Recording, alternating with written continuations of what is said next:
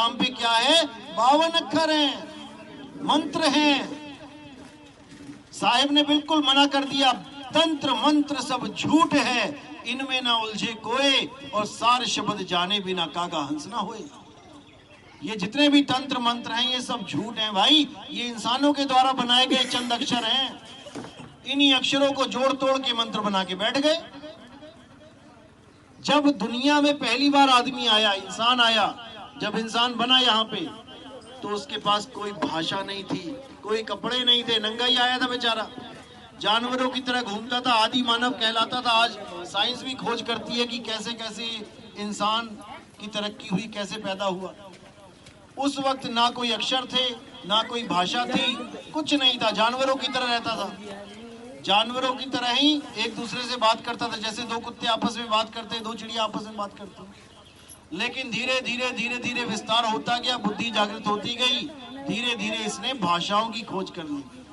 मुंह से जितने निकले इसके अक्षर, आवाजें निकली, उसने अक्षरों का नाम बना दिया। हर आवाज निकलने का, जितने भी अक्षर निकले, उसका एक रूप बना दिया, और फिर उन रूपों को संजो दिया, 52 अक्षर पूरे कर दिए। आज भी हम अपने बच्चों को भेजते हैं स्कूलों में, तो वो उन अक्षरों की पहचान करने ही तो जाते हैं। टीचर एक एक अक्षर बताता है, बेटा बोलो आ, और लिखवाता है आ ऐसा होता है, बोलेगा का और लिखवाएगा का, ऐसे का होता है। ऐसे सारे अक्षरों का ज्ञान आपके बच्चों को दिया जाता है। अब क्या होगी गलती कि इन अक्षरों से ही भगवानों के नाम रख लिए गए। किसी ने अल्लाह रख लिया, किसी ने वाहिगुरु रख लिया, किसी ने परमात्मा रख लिया, किसी ने राम रख लिया। कहां से निकाले ये सारे नाम? इन्हीं अक्षरों में से।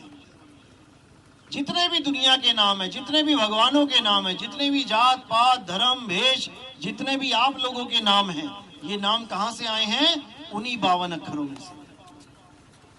और आने वाले जितने भी नाम होंगे उन्हीं 52 अक्षरों से ही आएंगे। इसलिए साहिब ने बोला कि 52 अक्षर जोरे आन, सकिया न अक्षर एक पहचान। कि जो भी आता है, कोई भी गुरु आता है, क्या दे रहा है चेलों को? 52 अक्षर दे रहा है। रा दे दिया, माँ दे दिया, आकर डंडा लगा दिया, राम दे दिया, बेटा जपो राम राम। किसी को दे दिया सत कबीर, सा दे दिया, ता दे दिया, का दे दिया, बा में ही की मात्रा लगा के रा दे दिया, बोल दिया सत कबीर, जपो सत कबीर सत कबीर। ये सब 52 अक्षर हैं। चाहे राम जप लो, चाहे कबीर जप लो, चाहे नानक जप लो, चाहे रविदास जप लो, चाहे श्री कृष्ण जप लो, ये सब 52 अक्षर हैं। इसीलिए साहिब ने 52 अक्षर का भरपूर खंडन किया कि 52 अक्षरों से मुक्ति नहीं होगी, ये इंसानों के द्वारा बनाए गए नाम हैं। असली मुक्ति किससे होगी? परमात्मा के नाम से, जो परमात्मा ने स्वयं रचा है। वो कौन सा नाम है? उसी को सतनाम कहते हैं। लेकिन सतनाम जपना नहीं है, वरना वो भी 52 अक्षर ही है। सा है, ता है, ना है, माँ है, आकर डंडा लगा दिया। इससे बात नहीं बनेगी। वो सतगुण के कारण सतनाम है। उसमें गुण क्या है कि वो सत्य है, उसका कभी नाश नहीं होता, उसका कभी उदय नहीं होता, वो पैदा नहीं होता कभी, वो बोला नहीं जा सकता, वो लिखा नहीं जा सकता, पढ़ा नहीं जा सकता। इसी को कबीर साहब ने बोला 52 अक्षर जोरे आन। जितने भी बोलने लिखने पढ़ने वाले नाम हैं, ये सब 52 अक्षर को जोड़ जोड़ के बनाए गए हैं। तो कहते हैं 52 के जंजाल में फंस गया ये संसार, सिमरन 52 का करे कैसे लागे पार। सिमरन करना था परमात्मा का, करने लगा 52। किसी को प्यास लगी, चाहिए था पानी, जपने लगा नाम, पानी पानी पानी जपते रहो, एक का भी गला गीला होने वाला नहीं है। अब क्या करना है? सोई गुरु पूरा कहावे, 2 अक्षर का भेद बतावे, एक छुड़ावे एक लखावे, तब प्राणी निज घर को जावे। यानी कि पानी पानी पानी मंत्र छुड़वा देवे, छोड़ो इसको, और पानी का लखाव करा देवे कि जहां तू बेटा खड़ा है तेरे ही पैरों के नीचे 100 फुट पे पानी है, खोद। और जब बंदा मंत्र छोड़ के, पानी पानी के जाप छोड़ के खोदना शुरू करेगा, तब उसको 100 फुट के बाद जो चीज मिलेगी उससे उसका गला गीला होगा, ना कि पानी पानी जपने से। इसी को बाबा नानक ने कहा, राम राम करता जग फिरे और राम न पाया जाए। राम राम करने से राम मिल जाए तो फिर धन धन कहने से धन मिल जाए, पैसा पैसा बोलने से पैसा मिल जाए। वहां तो तुम्हें समझ में आ जाता है कि बेटा पैसा पैसा करने से पैसा नहीं मिलेगा, काम करना पड़ेगा, धंधा करना पड़ेगा, तब आएगा। लेकिन राम को प्राप्त करने के लिए तुमने बड़ा सस्ता सौदा बना लिया, राम राम जपो और मिल जाएगा, राम नहीं मिलेगा। तो साहिब ने 52 अक्षर का हर जगह खंडन किया कि 52 अक्षर लोक त्रय सब कुछ इन्हीं माही, ये आखर खिर जाएंगे वो आखर इनमें नहीं। जो असली अक्षर है वो 52 अक्षरों में नहीं है। तो कहते हैं जो नर परे 52 के फेरा, सो नर जानो काल के चेरा। अब कबीर पंथ में सबसे ज्यादा प्रचलित है काल भगवान, काल निरंजन, आएगा खा जाएगा। साहिब कहते हैं काल के दूत हैं कौन? सब काल काल काल कर रहे हैं, हम काल से बचा लेंगे, हम काल से बचा लेंगे। काल के दूत हैं कौन, उसकी पहचान बता रहे हैं साहिब।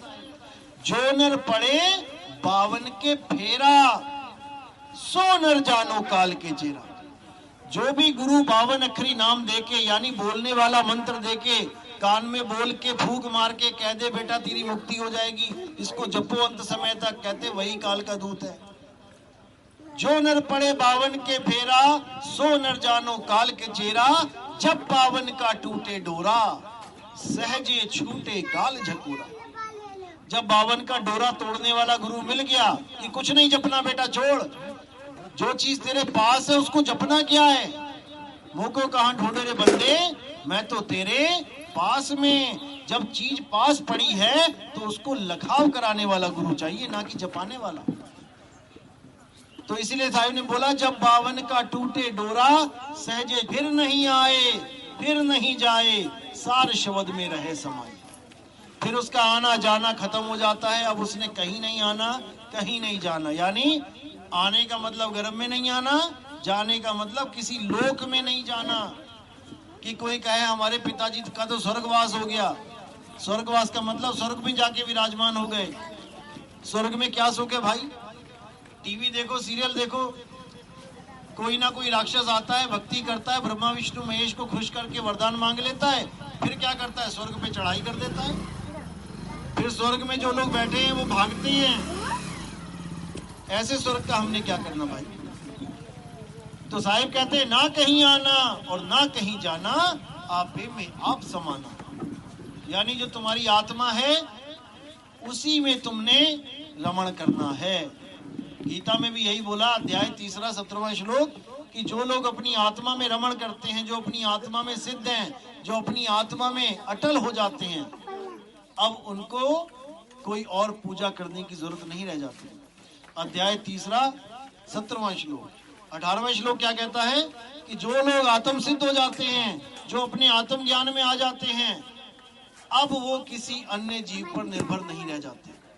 उनको किसी और की पूजा करने की जरूरत नहीं है, कोई उसको अलग से कुछ नहीं चाहिए, बस वो और उसका गुरु, यानी चित्त चेला और शब्द गुरु, बस। अब इसके अलावा कुछ नहीं चाहिए। तो यही समझाते समझाते कबीर साहब को 120 साल यहाँ रहना पड़ा, लेकिन लोग समझे नहीं उनकी बात। तो अब जाकर हर धर्म, हर जात, हर वर्ण का बंदा सत्संग सुन के समझ रहा है कि हमारा असली मकसद क्या था इस इंसानी चोले में आने का। पहली बात तो ये है कि गुरु धारण करना ही सबसे बड़ी चुनौती बन जाती है कि हम कैसे गुरु धारण कर ले जुलाहे को, कबीर को। कबीर साहब जुलाहा थे, तो बड़ी बड़ी जात वाले सोचते हैं अरे हम कबीर पंथी हो गए तो लोग हमें कहेंगे तो नीच जात वाला हो गया। जुलाहा जात नीच जात में कही जाती थी, ऐसा बिल्कुल नहीं है। कोई भी जात, कोई भी धर्म केवल 52 अक्षरों की वजह से है। अगर 52 अक्षर खत्म कर दो तो सारे धर्म, सारी जात, सारे नाम खत्म हो जाते हैं। ब्राह्मण का बा कहां से आया, हरिजन का हा कहां से आया? दोनों एक ही जगह से आए हैं, वही 52 अक्षरों से। अक्षर खत्म कर दो, अब बताओ कौन हरिजन और कौन ब्राह्मण? सारे अक्षर ही खत्म हो गए, क्या बोलोगे अब? क्योंकि इंसान ने 52 अक्षर पैदा करे हैं और इंसान ही 52 में मकड़ी की तरह उलझ गया है। जैसे मकड़ी अपने जाल को पैदा करके उसी जाल में उलझ के मर जाती है, ऐसे ही इंसान ने 52 का ये जाल बना लिया है। अब लगा है अपनी अपनी जातें ऊंची करने। कर्म ऊंचा कोई नहीं करेगा, जात ऊंची करने में लगे हुए हैं। अब ये 52 अक्षर खत्म कर दो, सबकी जात खत्म। जैसे गाय भैंस हाथी घोड़ा बिल्ली इस दुनिया में रहते हैं और बिना जात पात के रहते हैं। कोई कुत्ता नहीं कहता मैं राजपूत हूँ, मैं ब्राह्मण हूँ, मैं क्षत्रिय हूँ। लेकिन ये इंसान के अंदर बीमारी लगी है 52 अक्षरों की वजह से कि मैं राजपूत हूँ, मैं क्षत्रिय हूँ, मैं ब्राह्मण हूँ, मैं वैश्य हूँ। कौन है ब्राह्मण, कौन है क्षत्रिय, कौन है वैश्य, कौन है शूद्र, ये समझ ही नहीं पाता कोई। ये जो सामने बैठा है शरीर, इसी में है ये चारों वर्ण। जो ब्रह्म को जानता है वो ब्राह्मण है। ये पोर्शन हो गया ऊपर वाला, यानी तुम्हारी पढ़ाई लिखाई, तुम्हारा ज्ञान, ये ऊपर का पोर्शन है। जो ज्ञानी होगा वही ब्राह्मण है। इससे नीचे पोर्शन आता है छाती, कंधे। जो ताकतवर है, जिसकी छाती मजबूत है, जो किसी की रक्षा कर सकता है, लड़ सकता है सत्य के लिए, वो क्षत्रिय है। ब्राह्मण से नीचे क्षत्रिय बैठा है ये। उसके नीचे कौन है? वैश्य, जो काम करता है, धंधे करता है, 2 से 4, 4 से 8 करता है, और पेट में जो भी कुछ जाता है उसको सही तरीके से बांट देता है। वो ये नहीं कहता कि मैं केवल ब्राह्मण तक ही खून पहुंचाऊंगा, जो खाया पिया पचाया वो यहाँ पहुंचाऊंगा, मैं शूद्र को नहीं दूंगा। शूद्र कौन है? ये पैर शूद्र हैं, ये सेवा करते हैं। शूद्र सबकी सेवा करता है, तीनों वर्णों की। कैसे करता है? ये तीनों वर्णों को ढो रहा है सुबह से शाम तक। कौन ढो रहा है? ब्राह्मण को भी यही ढो रहा है, क्षत्रिय को भी यही ढो रहा है, वैश्य को भी यही ढो रहा है। यानी ये तीनों को ढो रहा है, तीनों की सेवा कर रहा है। तो क्या क्षत्रिय सेवा नहीं कर रहा तीनों की? क्षत्रिय है हाथ, बाजू, कंधे। अभी कोई तुम्हारे सिर पे डंडा मारे, यानी ब्राह्मण को कोई डंडा मारे तो कौन बचाएगा? क्षत्रिय बचाएगा। उसी वक्त सामने हाथ आ जाएगा। कोई शूद्र को मारे डंडा तो कौन बचाएगा? तो क्या कहोगे? मार ले? नहीं मारने दोगे, फिर भी आप ही बचाओगे, हाथ कंधे बचाएंगे। इसी प्रकार ब्राह्मण क्या करेगा? ज्ञान देगा। जो आपके पास ज्ञान है, देखो सारे दे रहे हैं एक दूसरे को। बचपन से लेके बुढ़ापे तक हम ज्ञान ही ले रहे हैं। कोई माँ से ज्ञान लेके ससुराल चली जा रही है, कोई ससुराल से ज्ञान लेके कहीं और बता रही है। ये सब ज्ञान ही ले रहे हैं। तो ज्ञान का पोर्शन ऊपर है ब्राह्मण का, उसके नीचे क्षत्रिय है, उसके नीचे वैश्य है, और सबसे नीचे शूद्र है, जो तीनों को लेके ढो रहा है, सेवा कर रहा है। कभी ये नहीं बोलता कि मैं केवल ब्राह्मण को लेके जाऊंगा या मैं केवल खुद ही अकेला चला जाऊंगा। नहीं जा सकता। इसीलिए जो सेवा होती है वो केवल पैरों की होती है।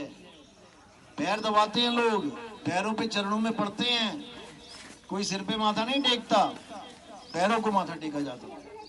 तो इसी प्रकार चारों वर्ण यहीं पे है, सब कुछ यहीं पर है, काया यहीं पर है, सारा ज्ञान कबीर साहब का यहीं पर है, परमात्मा भी यहीं पर ही है। कहीं जाने की जरूरत नहीं है कि किसी सतलोक में जाना है, हमने किसी अलग लोक में जाना है।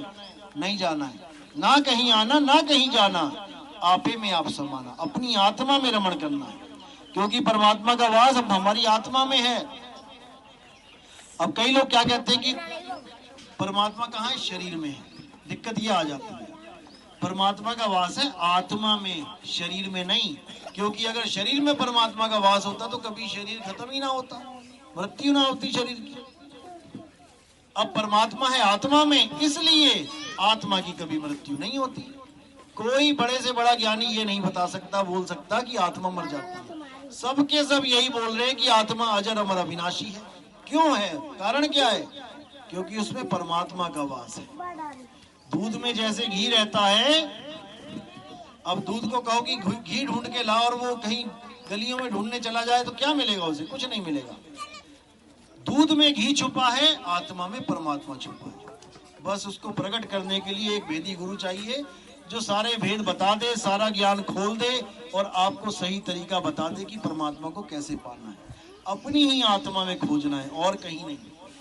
जैसे हिरण के अंदर कस्तूरी है, कस्तूरी कुंडल बसे मृग ढूंढे बन माही, ऐसे रमता राम है ये दुनिया जाने नहीं।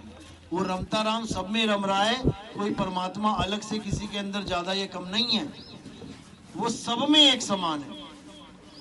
जैसे आपके घर में बल्ब है, पंखे हैं, कूलर है, गीजर है, हीटर है, सब कुछ है, लेकिन जो उसमें करंट है वो सब में एक समान चल रहा है। एक ही करंट सबको चला रहा है, अलग अलग नहीं है। तो इसी को समझना है। जो मूल ज्ञान है वो है आत्मज्ञान। इसमें मंत्रों को छुड़वा दिया जाता है, जंत्र तंत्र छुड़वा दिए जाते हैं, व्रत पूजा पाठ मंदिर मस्जिद गुरुद्वारे छुड़वा दिए जाते हैं। यानी अब कहीं नहीं जाना, अपनी आत्मा में रमण करना है, इससे ज्यादा कुछ नहीं।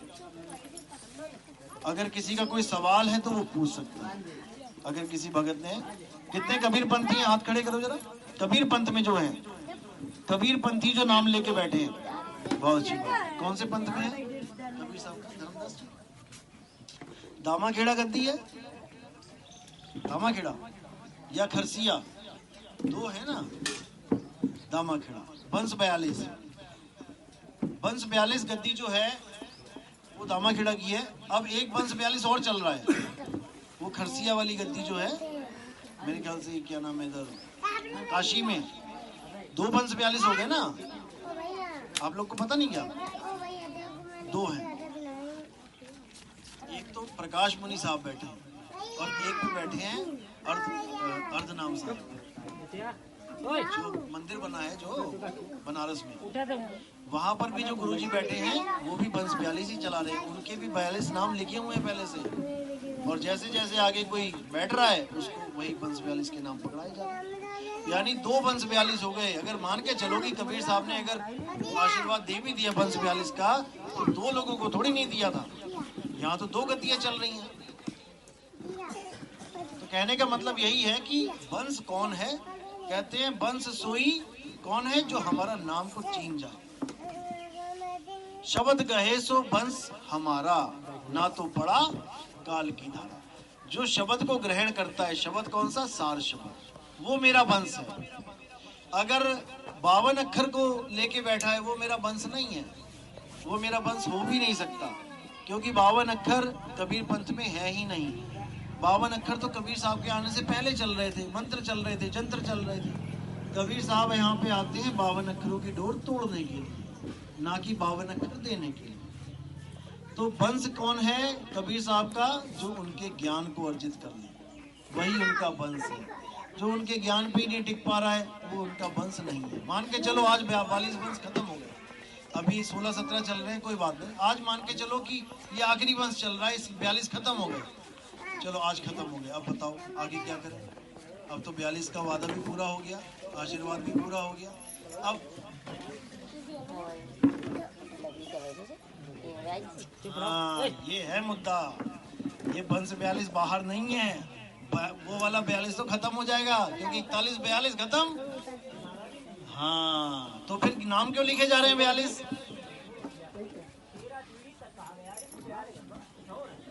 बिल्कुल और है, लेकिन 42 वंश नाम कैसे आ गए वहां पे? नाम तो 42 ही लिखिए ना। बहुत अच्छी बात है, घट में देखना, बिल्कुल सही बात है। लेकिन वहां पर तो 42 वंश लिखे गए हैं ना, नाम दिए जा रहे हैं ना आगे से आगे। मैं उनकी बात कर रहा हूँ, वहां पर हर नाम लिखा जा रहा है ना। आने वाले बच्चे का नाम लिखा हुआ है ना पहले से, नहीं लिखा है? लिखा है कि नहीं लिखा है? नहीं है, कोई बात नहीं। वहां पर यही लिखा है कि 42 वंश के पहले से ही नाम लिखे गए हैं, कि 42 बच्चों के नाम लिख दिए लड़कों के, ये वंश चलाएंगे आगे। जबकि ऐसा नहीं है, 42 वंश हमारे घट में ही हैं। नहीं नहीं नहीं, वो भी अलग चीज है, वो भी अलग चीज है, वो 13 अलग चीज है। 12 पंथ काल फुरमाना, भूले जीव न जाए ठिकाना। 13वें पंथ हमें ही चले आए, सब पंथ मेट के एक पंथ चलाए, ये बोला गया। 13 तक का आशीर्वाद नहीं है कि 13, फिर तो 42 वंश खत्म हो गया, 13। हाँ, वो चीज अलग है, वो अलग है वो अलग है। उसके बाद बोला है कि योग आएगा, राजनीति खत्म हो जाएगी, ये भी बोला है। ये सारे सत्संग अभी आएंगे, इसका पूरा खुलासा होगा। अभी 13 गाड़ी बोला गया है कि गड़ी हुई है, सुने हैं ना ये आप, कि 13 गाड़ी गड़ी हुई है ग्रंथों की, और कहते हैं वो राजधानी में यानी दिल्ली में जमीन फाड़ के बाहर आ जाएगी, ऐसा बताया हुआ है कई संतों ने। ऐसा कुछ नहीं है। ये ऐसा अगर सोचोगे कि 13 गाड़ी निकल आएंगी जमीन से, तो आज तक ना निकली और ना कभी निकलने की। बोला गया था कि 13वां वंश जब आएगा तब उजागर हो जाएगा ज्ञान। 13 छोड़ो, 15-16 हो गया, आज तक वो गाड़ियां नहीं निकली। वंश वंश बोला मैंने, वंश। पंथ तो 12 की बात करी, पंथ 1 से 12 हो गए ना, 12 पंथ काल है ना, 12 पंथ काल फुरमाना, भूले जीव ना जाए ठिकाना। 13वें पंथ हमें ही चले आए, सब पंथ मेट के एक पंथ चलाए। सब पंथ मेट के बुलाए, यानी कि सब पंथ का मतलब है जितना भी आत्म ज्ञान के अलावा जितना भी ज्ञान है वो सब अलग पंथ चल रहे हैं। उन सबको मेट के कहने का मतलब उनमें जो जीव जुड़े हुए हैं उनको बोध करा के, विवेक बढ़ा के उनका एक झंडे के नीचे यानी एक आत्म ज्ञान में लेके आ जाएंगे। अब आत्म ज्ञान में आ गए, वहां की देही का रोल खत्म हो गया। अब वहां पर तेरा मेरा गुरु नहीं चलेगा, वहां पर कौन चलेगा? शब्द गुरु चलेगा, जिसके लिए बाबा नानक ने कहा शब्द गुरु सुरत धुन चेला। हम सबका एक ही गुरु है, वो है शब्द। हम सबका देही गुरु नहीं है, क्योंकि देही गुरु तो बदलते रहेंगे। कितनी देह पकड़ोगे भाई? एक परमात्मा को पकड़ो जो कभी नहीं बदलता। तो साहिब ने कहा हम वासी व देश के जहां जात वर्ण कुल नाही, शब्द मिलावा हो रहा देह मिलावा नहीं। कर दिया ना कहानी खत्म कि देह का तो चक्कर ही छोड़ो, खत्म करो इसको। देही का कोई ज्ञान नहीं है। देही ज्ञान सब जगत बखाने, विदेही ज्ञान कोई बिरला जाने। ध्यान विदेह और नाम विदेहा, 2 लख पावे मिटे संदेहा। संदेह कब तक रहेगा तुम्हें? जब तक तेरा मेरा गुरु के चक्कर में रहोगे, यानी कि देह के चक्कर में रहोगे। देह को खत्म करो, साइड करो इसको। हम वासी व देश के जहां जात वर्ण कुल नाही, शब्द मिलावा हो रहा देह मिलावा नहीं। अब शब्द जो है वो कोई एक थोड़ी नहीं है, वरना सारे पंथ एक होते। हर बंदा अपना अपना शब्द लेके बैठा है, हर कबीर पंथी अपने अपने शब्द लेके बैठे हैं, हर गुरु अपने अपने शब्द लेके बैठे। तो साहिब क्या बोल रहे हैं? अरे शब्द शब्द बहु अंतरे, सार शब्द मत लीजे। कहे कबीर जहां सार शब्द नहीं, धरिक जीवन सो जीजे। जहां पे सार शब्द की बात नहीं हो रही, सार शब्द तो एक है सबका। सार शब्द का मतलब है अपना आत्म स्वरूप, इसको कहते हैं सार शब्द, ना कि किसी मंत्र को कहते हैं कि मैं सार शब्द ले आया उठा के। तो इसी को साहिब ने बोला कि शब्द बहुत सारे हैं, लेकिन तुम्हें ऐसा गुरु चाहिए जो तुम्हारा आत्म स्वरूप लखाए तुम्हें, कि तुम्हारी आत्मा है कहाँ इस शरीर में। सारा बोध कर लिया अपने शरीर का, आंख कहाँ है, कान कहाँ है, बाल कहाँ है, नाक कहाँ है, सब पता लग गया। अभी किसी से पूछो आत्मा कहाँ है, उंगली लगा के दिखाओ कहाँ है आत्मा, किसी को नहीं पता। ना ही कोई पूछ रहा है, ना कोई बता रहा है, क्योंकि किसी को कोई ज्ञान ही नहीं है इस बारे में। अंगों के ज्ञान है, आंख कहाँ है, नाक कहाँ है, बच्चे को सिखाते हैं बेटा आइज कहाँ है, ईयर्स कहाँ है, बच्चा इशारे करता है। ऐसे ही इशारा करना होता है आत्मा का। इशारे को कहते हैं सैन। सैन के द्वारा कबीर साहब आत्मा का लखाव कराते हैं। हम वासी व देश के जहां जात वर्ण कुल नाही, सैन मिलावा हो रहा शब्द मिलावा नहीं। उन शब्दों की बात कह रहे हैं कि वो मिलावा नहीं हो रहा जो तुम मुंह से दे के बोल रहे हो। कोई शब्द लेके बैठा है, कोई बैठा है। हिंदी वाला गुरु, हिंदुस्तान वाला हिंदी में शब्द पकड़ा रहा है।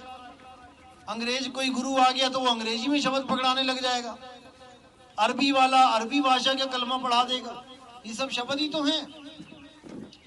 इन शब्दों को रिजेक्ट मार देना है, नहीं पकड़ना इनको। सैन मिलावा हो रहा शब्द मिलावा नहीं। सैन का मतलब होता है इशारा। जैसे वस्तु आपके पास है तो हम क्या लेना है, हमने केवल इशारा लेना है कि कहाँ है वस्तु। गुरु इशारा कर देगा। तो कह रहे वस्तु कहीं ढूंढे कहीं और कैसे लागे हाथ, गुप्त वस्तु तब मिले भेदी लीजिए साथ। किसी ने गड्ढा खोद के सोने का घड़ा अशरफियों का रख दिया जमीन में। अब जिसकी जमीन में है उसको पता ही नहीं है कि मेरी घर की जमीन के नीचे लाखों करोड़ों का सोना पड़ा है।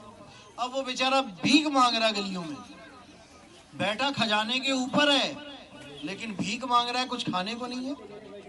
अब कोई भेदी आ गया जिसको पता है, वो कह रहा अरे बेवकूफ, गड्ढा खोद, नीचे करोड़ों का माल पड़ा हुआ है, लेकिन तुझे ना पता होने के कारण भिखारी बना बैठा है।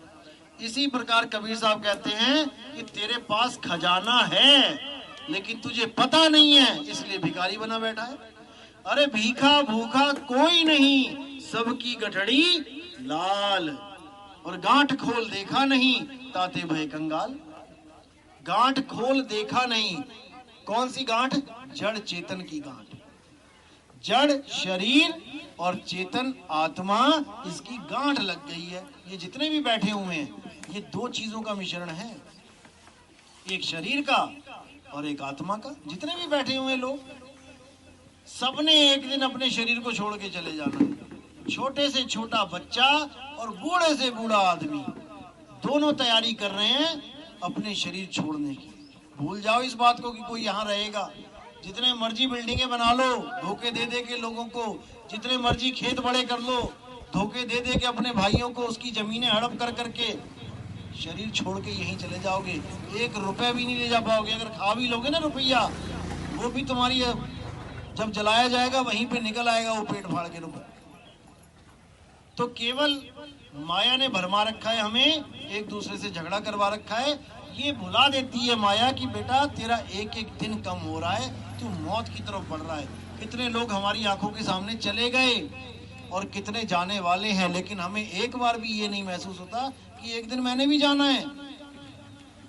अपनी उम्र तो मैं ऐसे मान के बैठा हूं कि मैं तो बस आखिरी बंदा हूंगा यहाँ से जो जाऊंगा, मुझसे पहले सारे मर जाएंगे। और पता नहीं लगता कब एक्सीडेंट हो गया, कब कहाँ पानी में डूब के मर गया, कहाँ आग लग गई, कहाँ ट्रैक्टर के नीचे जाके मर गया, उनका क्या हो गया। लेकिन उसकी तैयारी करनी पड़ेगी।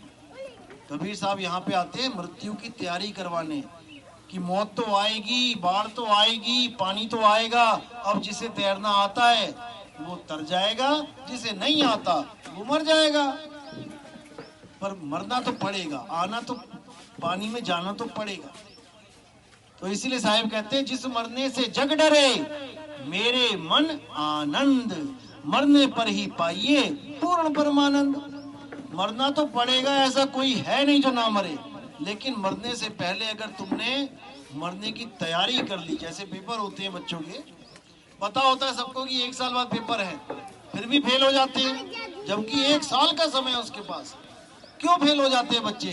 क्योंकि वो उसको लाइटली ले लेते हैं, उस पर विचार नहीं करते कि 1 साल बाद पेपर होने वाला है, मैं आज से पढ़ाई शुरू कर दूं। अगर मैं रोज एक सवाल भी याद करता हूँ, 365 सवाल याद हो जाते हैं। और पेपर में कितने आएंगे? 10, 12, 15। लेकिन बच्चा रोज एक एक दिन निकालता रहता है, नहीं पढ़ता है, खेल में मस्त है। जब आ जाते हैं 10 दिन बचते हैं, तब किताब खोल के उठा के देखता है, तब क्या पढ़ेगा बेचारा, फेल हो जाएगा।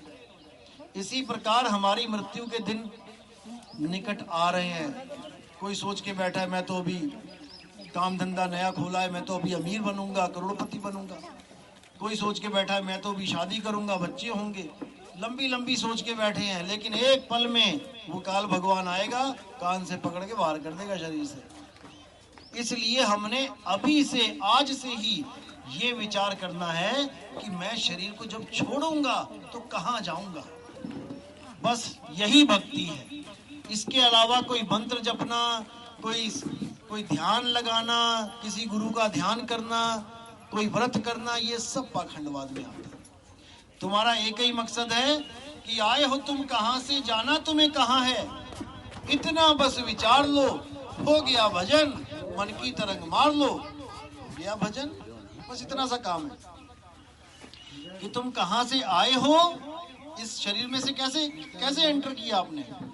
अब इस पंडाल में हम आए हैं, कहाँ से आए हैं? सामने से आए हैं, बाकी जगह सब लॉक है, बंद है। अब जहां से हम आए हैं, मुझे याद है कि मैं जाऊंगा भी इधर से, तो मैं मुक्त हूं। लेकिन मुझे यही नहीं पता कि मैं इस शरीर में आया किधर से हूं, तो मैं कभी मुक्त भी नहीं हो सकता। क्योंकि जहां से मैं आया हूं वो मुझे जगह पता नहीं है। निकलने के 9 दरवाजे सामने हैं। ये 9 दरवाजे हैं, 1, 2, 3, 4, 5, 6, 7, ये 7 दरवाजे हो गए। और लैट्रिन बाथरूम के दरवाजे अलग हैं। कोई भी बंदा निकलता है शरीर में से, उसकी लैट्रिन निकल जाती है, पेशाब निकल जाता है, उसकी जीभ बाहर आ जाती है, आंखें बाहर आ जाएंगी, कान में से, नाक में से खून निकलने लग जाएगा। ये दरवाजे हैं हमारे शरीर के, इन्हीं में से निकलना पड़ेगा सबको, चाहे वो हिंदू है, मुसलमान, सिख, ईसाई, कोई भी हो।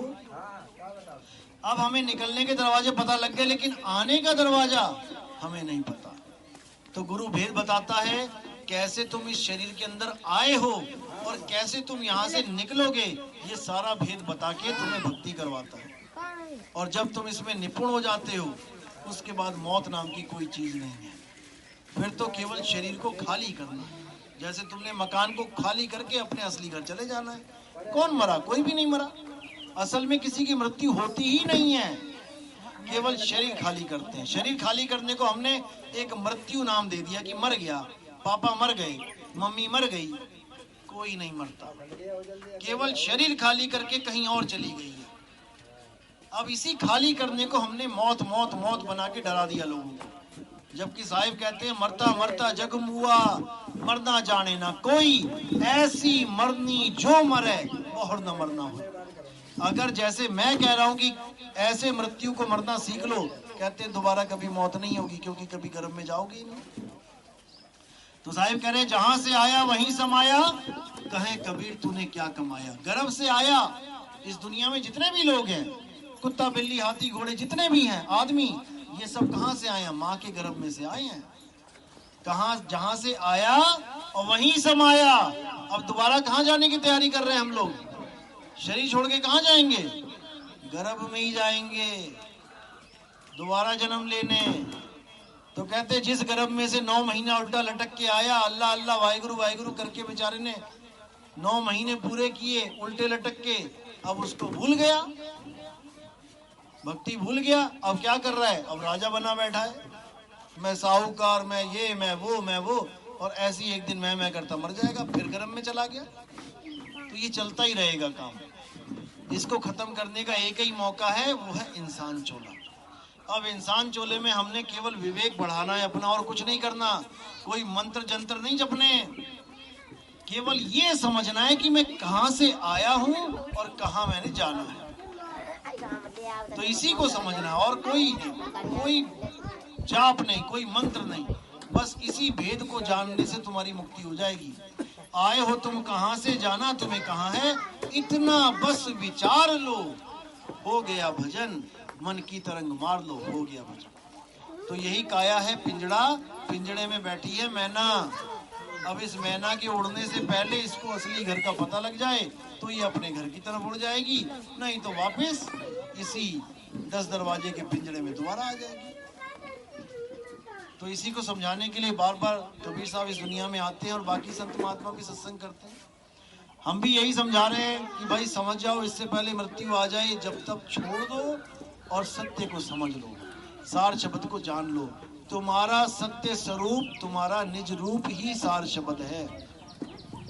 इस शरीर को छोड़ देना है और अपने स्वरूप में आ जाना है, जो अजर अमर अविनाशी है। उसको ना तो कोई जला सकता है, ना कोई काट सकता है, ना कोई मार सकता है। तो उसी रूप का लखाव कराने के लिए कबीर साहब यहाँ पे आते हैं। और जो अपने स्वरूप को नहीं जानते और गुरु बन के बैठे हैं, उनके लिए क्या बोला कि वो गुरुआ है? गुरु नहीं है। जो अपने आप को शरीर मान के बैठा है वो गुरुआ है, गुरु नहीं है। गुरुआ तो घर घर फिरे कोड़ी केर 50, और अपने रूप की खबर नहीं, शिष्य करण की आस। अपने रूप को नहीं जान पा रहा है कि मैं क्या हूँ, और चेले बनाने में लगा है। देखो लाखों करोड़ों चेले हैं लोगों के। उनको पूछो गुरुजी आपका स्वरूप क्या है, तो अपनी फोटो खींच के दिखा देंगे कि ये है मेरा स्वरूप, इसकी अगरबत्ती किया करो, धूप लगाया करो, इसकी पूजा किया करो। अरे भाई ये तो 84 लाख जूनों से एक ऊपर की जून है, ये तुम थोड़ी नहीं हो। ये तो तुम्हें मिल गया शरीर परमात्मा की दया से। कल को तुम किसी और जून में चले जाओगे तो इस शरीर का क्या करेंगे हम? अब गुरु बदल गया हमारा, कुत्ता बन गया, बिल्ली बन गया, तो अब कुत्ते बिल्ली की फोटो लगा के पूजा करेंगे क्या? जब कुत्ता बिल्ली हमारा गुरु नहीं हो सकता तो आदमी भी हमारा गुरु नहीं हो सकता। इसीलिए साहिब ने बोला कबीर सागर में, तुमसे कहूं मैं नाम विचारी, ना वो ज्योत ना पुरुष ना नारी। मेरा गुरु पुरुष और नारी नहीं है, मेरा गुरु शब्द है। कहते जग व्यवहार के कारणे गुरु की रामानंद। अरे शब्द हमारा गुरु है, सदा हमारे संग। मेरा गुरु शब्द है, मेरा गुरु परमात्मा है। देही मेरा गुरु नहीं हो सकता। देही का केवल इतना रोल होता है कि आपको ज्ञान समझा दिया। अब इससे ज्यादा कोई कहे कि नहीं गुरुजी लेने आएंगे अंत समय में, ये सब झूठ है। कोई गुरु किसी को लेने नहीं आएगा, याद रखना। गुरु ज्ञान होता है। एक टीचर ने आपको पढ़ा दिया, समझा दिया, आपने उस टीचर से सारा ज्ञान ले लिया। जब एग्जामिनेशन हॉल में बैठोगे पेपर देने के लिए तो अकेले पेपर देना पड़ेगा। पेपर दिए ना आप लोग ने, बोर्ड की परीक्षाएं दी हैं, कौन सा गुरु वहां पे बैठा था तुम्हारे साथ पेपर दिलवाने के लिए? कोई भी नहीं। और भले तुम वहां पे लिख दो कि मेरा गुरु ये है, तब भी तुम्हें नंबर नहीं मिलने वाले। जो सवाल पूछा गया है उसका उत्तर दो, नंबर तब मिलेंगे। यानी यहाँ पर वंश 42 और 43 वाला काम नहीं है कि मेरा गुरु वंश 42 है तो मैं पार हो जाऊंगा। उत्तर दो कि सार शब्द क्या है, तब बात बनेगी, नहीं तो कुछ नहीं होने वाला। तो साहिब कह रहे कि सार शब्द जो है, अगर उसका भेद तुम्हारे पास है और उसका तुम सिमरन करते हो, तब तो काल आके तुम्हारे आगे माथा टेक देगा। अगर तुम्हारे पास सार शब्द नहीं है तो भले तुम किसी गुरु के चेले हो, वो तुम्हें फाड़ के खा जाएगा। तो कह रहे सार शब्द कहीं बाची हो, मानो एतबारा, मेरा एतबार कर। सार शब्द तेरे पास है तो तू बच जाएगा, नहीं तो काल छोड़ेगा नहीं किसी को भी, ऐसी हालत कर देगा ना मरते में ना जीते में। लेकिन वो सार शब्द क्या है उसको समझना पड़ेगा। लोग सार शब्द मंत्रों को मान के बैठ गए कि मंत्र ही सार शब्द है, बिल्कुल नहीं। वो मंत्रों से न्यारा है, वो अक्षरों से न्यारा है।